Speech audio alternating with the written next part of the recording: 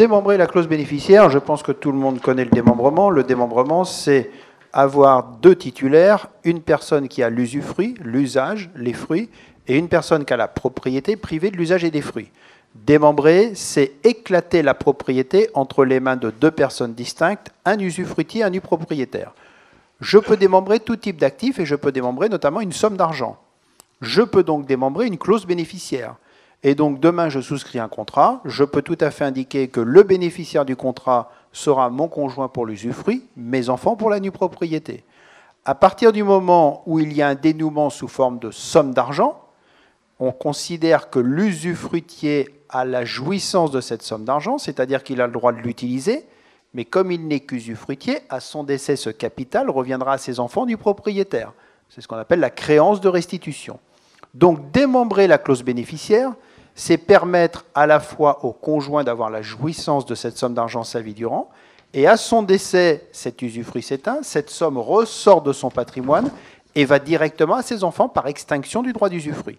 L'avantage, c'est que l'argent, les sommes d'argent ne sont pas taxées deux fois.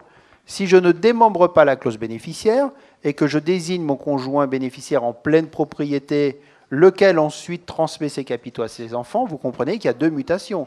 Première mutation, dénouement du contrat au profit du conjoint. Pas de taxation à l'état actuel, mais là, pareil, les choses peuvent changer. Et puis le conjoint a plus de 70 ans, à son décès, même s'il a replacé en assurance vie, il y aura des droits de succession au profit de ses enfants. Pour éviter ça, on peut démembrer la clause bénéficiaire, c'est-à-dire que le conjoint va avoir l'usufruit, les enfants la nue propriété. Alors, c'est un petit peu technique, parce que la désignation bénéficiaire de façon démembrée fait naître ce qu'on appelle en termes techniques un quasi-usufruit, c'est-à-dire que l'usufruitier a la libre disposition des sommes. Vous allez me dire, mais c'est quoi les droits du nu propriétaire? Le nu propriétaire, il est créancier. Mais il est créancier d'une créance future, qui peut très bien ne pas exister. Imaginons que l'usufruitier ait tout consommé. Le créancier du propriétaire va exercer sa créance sur quoi? Sur le reste du patrimoine s'il en a, mais s'il n'y a plus de patrimoine, il l'exerce sur rien. Donc c'est vrai que dans un contexte peut-être de famille recomposée, ce n'est pas toujours forcément adapté de démembrer la clause bénéficiaire, ou tout du moins il faudra peut-être prévoir des garde-fous pour que l'usufruitier puisse avoir la jouissance de la somme, mais peut-être pas la consommer en totalité, ou tout du moins prévoir peut-être un réemploi ou des dispositions particulières.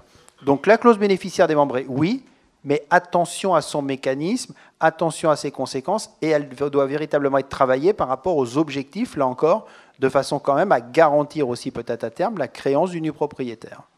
Il y a deux stratégies. Je désigne mon conjoint comme bénéficiaire, de manière traditionnelle, classique. Le conjoint, il fait ce qu'il veut de son argent, il ne doit rien à personne, et les enfants n'auront rien sur cette somme-là. D'accord? Je le désigne comme bénéficiaire en usufruit. Le conjoint fait ce qu'il veut de son argent, sauf que les enfants sont simplement dans une position d'attente et ont une créance à faire valoir dans la succession du conjoint. Qu'est-ce qui est préférable? D'avoir une créance fragile ou de n'avoir rien du tout? Eh bien, moi je dis que je préfère avoir une créance fragile, d'autant que si j'ai rien du tout, si je suis bénéficiaire en pleine propriété, que je n'ai rien, les enfants, j'ai rien de place, je peux rien faire. Alors que si j'ai en face de moi un usufruitier qui abuse peut-être un peu, d'abord j'ai les moyens de me protéger contre cela, et puis il vaut mieux, je dirais, avoir une créance à faire valoir, même si je ne peux la faire valoir qu'en partie, que de ne rien avoir du tout. D'où le démembrement, je suis extrêmement favorable. Tellement favorable d'ailleurs, Frédéric, qu'au sein d'ASAC-FAPES, nous avons développer, je dirais, un travail de fond avec vos collaborateurs, avec les gens qui vous accompagnent, pour que dans un avenir proche, on puisse, de manière plus performante pour chacun d'entre vous, étudier la possibilité de faire une clause bénéficiaire démembrée dans l'intérêt bien compris de la famille au sens large, le conjoint et les enfants. Ça veut dire qu'en cours d'année 2017, vous allez pouvoir vous adresser à votre association qui aura mis en place tous les moyens pour pouvoir répondre de manière pertinente à votre préoccupation et vous dire si le démembrement est pertinent dans votre cas ou n'est pas dans votre cas. Pour compléter ce que dit le doyen Lanier, c'est vrai que la désignation d'une clause bénéficiaire est assez technique, mais c'est vrai qu'on peut aussi apporter des garde-fous, et notamment ce qu'on appelle la clause bénéficiaire à tiroir, où on laisse au conjoint le choix d'une option. Et ça, c'est un point important, parce que laisser au conjoint le choix de l'option, comme le dit le doyen Olanier, on ne connaît pas le contexte familial au moment du décès. Le conjoint peut très bien dire « moi j'appréhende les fonds en pleine propriété parce que je ne veux rien devoir aux enfants et je ne veux pas de tension avec les enfants ».